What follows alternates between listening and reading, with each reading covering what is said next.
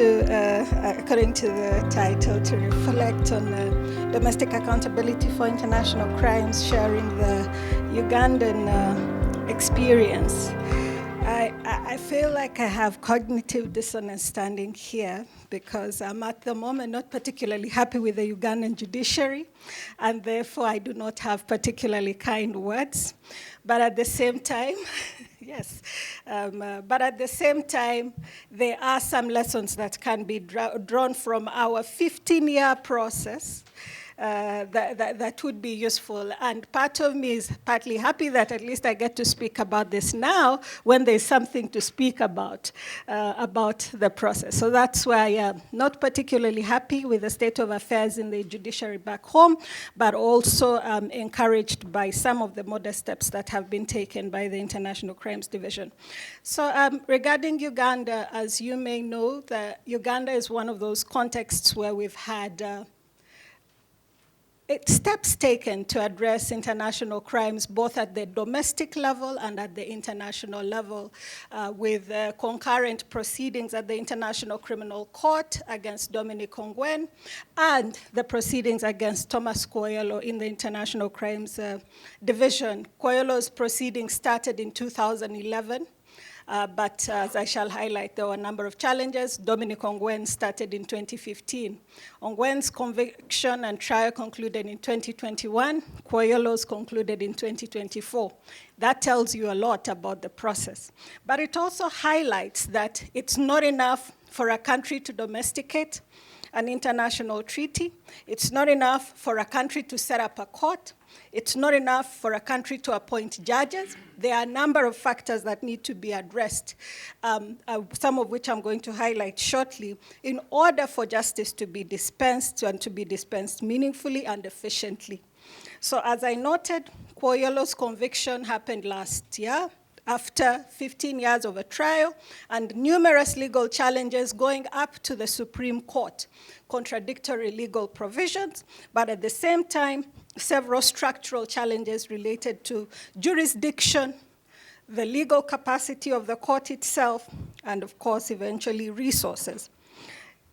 In 2020, he was initially charged with 93 counts for crimes against humanity and crimes under domestic laws. He was convicted for 44 counts, of which 10 were counts of sexual and gender-based crimes.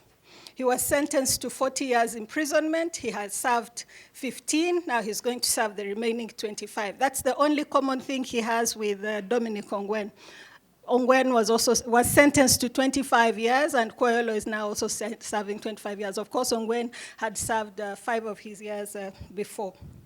When ICD was set up, there was in 2008, there was a lot of excitement and interest, saying now the court is ready to move forward. But little did we know that there were numerous challenges ahead. Let me start with the most basic, the legal framework. As we all know, for the lawyers in this room, when a case is brought before the prosecutor of a crime that's been committed, the first question is, what was the law at the time the crime was committed?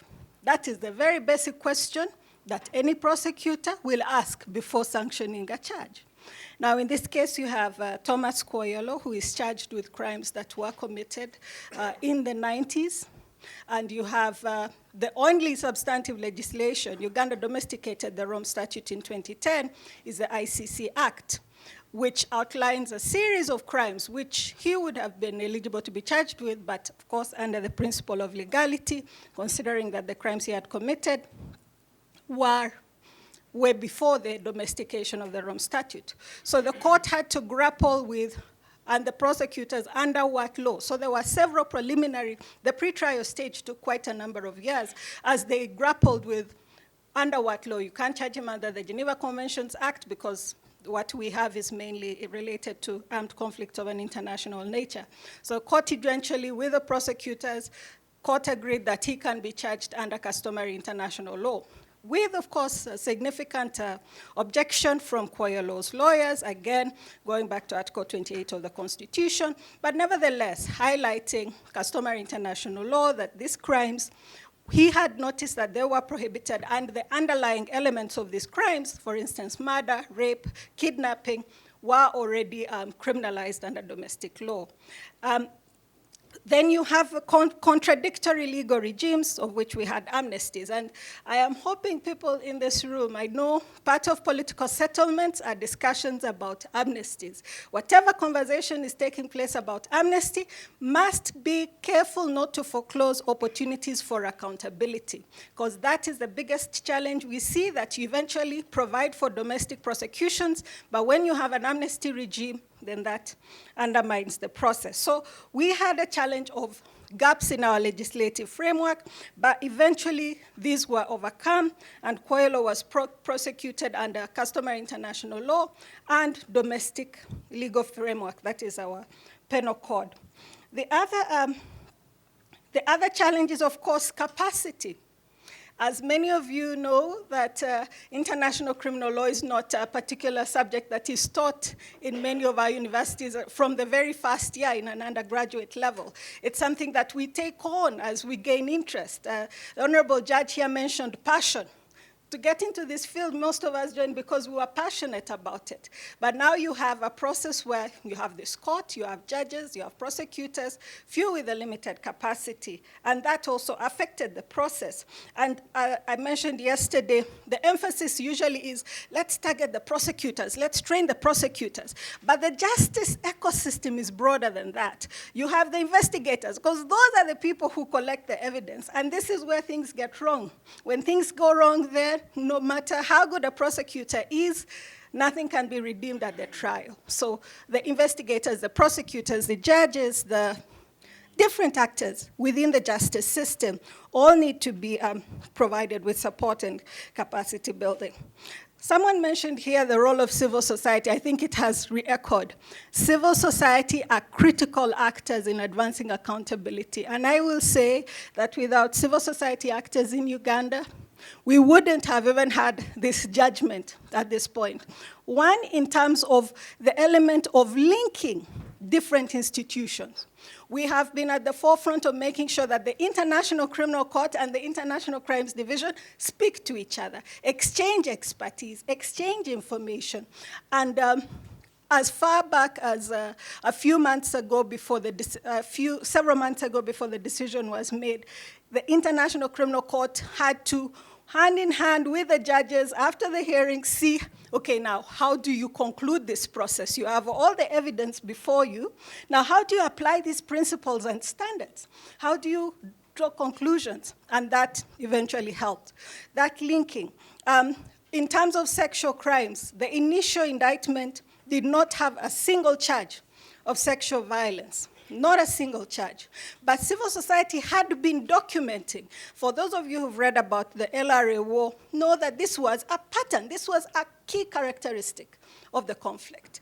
Crimes of sexual violence committed both by the non-state armed group and the government troops. So through civil society advocacy, they were able to amend the indictment and include charges of rape, enslavement, and of course, outrages against the personal dignity. As I mentioned, charges brought under Common Article 3 and customary international law. Yeah.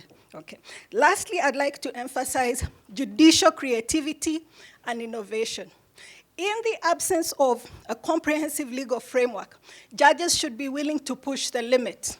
And we've seen that in Uganda. One, the limits of allowing victims to participate. Those of you in common law jurisdictions know this is something alien. It's not enough for the rules of procedure to say victims participate. The question of how is fundamental. The aspect of reparations. We all know there's basically nothing that is mentioned about reparations. But the court, taking into account the circumstances and lessons from the ICC, issued orders for reparations. So all these other elements, even in terms of jurisdiction, right? Looking at how now do you apply customary international law. So I'd like to conclude by emphasizing that domestic accountability for international crimes is possible, but it is a process that requires careful consideration of the legal and structural barriers and efforts to address them, both making sure that the institutions have the capacity, you have a robust legal framework, and judicial actors who are willing to push the boundaries, the limits of the law, to create progressive jurisprudence. So now for Uganda, this unlocks an opportunity to bring additional cases of crimes that have occurred in our territory. And also, we're still exploring universal jurisdiction. The ICC Act permits it under Section 18, which says a person who has committed these crimes in the territory of Uganda could be prosecuted for them. But yeah, the judges are still a bit conservative about that, but it's something we continue to push. Thank you.